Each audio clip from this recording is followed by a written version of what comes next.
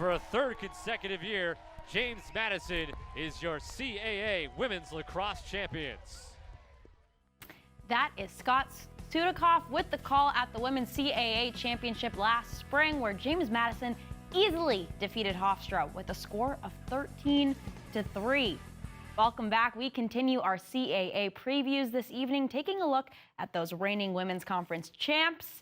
The Dukes coming off a stellar 2019 season, going 16-4, 6-0 in conference play, as we just mentioned, conference champions, trampling Hofstra. And that would be the last game of a 9-game win streak for JMU, as their season would ultimately close out with a first round 10-9 OT loss to Stony Brook in the first round of the NCAA tournament. Someone to keep an eye out for this season, though, senior attacker Logan Brennan. She finished just second in points last season behind Hannah Haven, who graduated with a totaled 53, 38 goals, 15 assists, landing her second team All-CAA.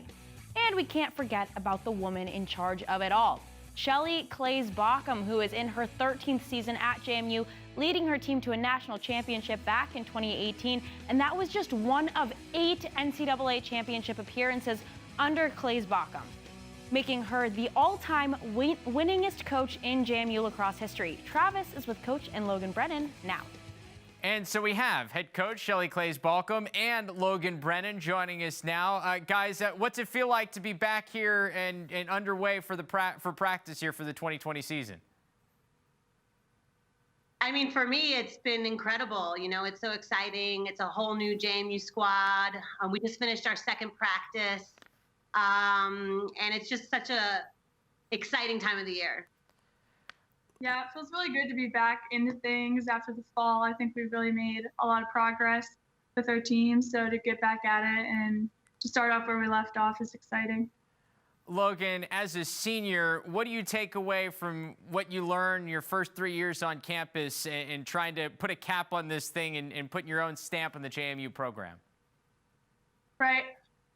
Previously, my earlier years, having such strong senior classes before me, it was super important to me and had a lot of beneficial things in my play. So being able to step into that role and build my confidence and hopefully be that senior for the rest of the team is really exciting. Coach, this program has been on quite a run. You've won 3 straight CAA titles. You've been to 5 straight NCAA tournaments. What is it that has clicked here with the program in terms of going on the run that you've had over the last handful of years? Well, I think it's exactly what Logan just talked about. I think that the girls on the team are really buying into what we're trying to teach, and they're passing their knowledge down. And so with that kind of pay it forward attitude, you have players like Logan, who might not have been on the field in the national championship game, but she dominated last year in conference, and coming from, you know, being a scout player to an all-conference player the next year, and now she gets to come back in her senior year with that kind of confidence and experience.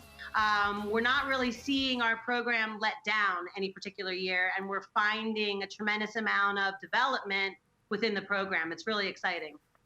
Logan, what was the atmosphere and the pressure like coming off a national championship the year before last season into kind of uncharted waters for you guys as a program? Yeah, definitely. We definitely talked about it a lot, and it kind of lit a fire under us. And we had a lot to live up to, but we tried to take it day by day and really focus on that year and that team and just focusing on our needs. And I think that really helped us kind of not feel like we had too much pressure because we're coming off that national championship, and to really stay focused. Coach, you bring back a lot of talent this year from last year's team, and most notably, I think in goal is the All-American in Molly Dougherty. I've had a chance to see her play for Team USA along with you guys. What stands out to you about how special she is as a player?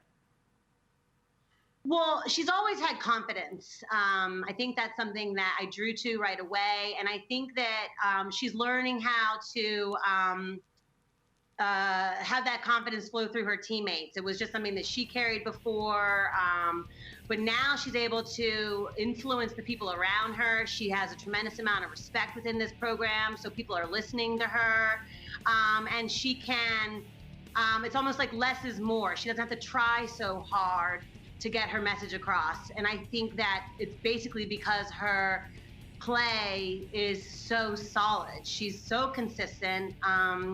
She's in great shape. She's got great mentality. She's vocal. She's sharing her vision. And then when we get out to practice, she's a ball stopper. She makes saves. And for us, she's kind of putting herself out there and really challenging herself with her stick skills and her ability to take her defensive prowess and help to initiate our offense. And I think that that's what's really exciting for us is she's gotten confident in her game and her strengths, but now she recognizes she still has half her career because she is a redshirt junior, and she's really trying to push herself to attack maybe some of the aspects of her game that have room to grow, like playing with the ball outside of the cage. And I think that that's really exciting for our program because that's what the U.S. team needs. If you know, with the way that the game is growing, rules are changing, they're looking for more athletic goalies too. So we're trying to use our program to give her as much experience possible to see if she can't continue her career after JMU. Well, we're excited to see what you guys put out on the field here in 2020. Coach Shelley, Klaes-Bawcombe, Logan Brennan, we appreciate the time. Good luck this season. Thank you so much.